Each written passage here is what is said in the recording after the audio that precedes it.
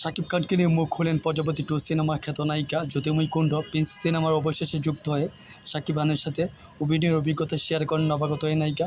কথা ছিল ডিসেম্বরে ভারতে শুরু হবে প্রিন্সের শুটিং, তবে নির্ধারিত শিডিউলের ক্যামেরা ওপেন করতে পারেনি, কারণ ভারতে শুটিংয়ের জন্য কলাকুশলীদের বিশাল জটিলতা ছিল।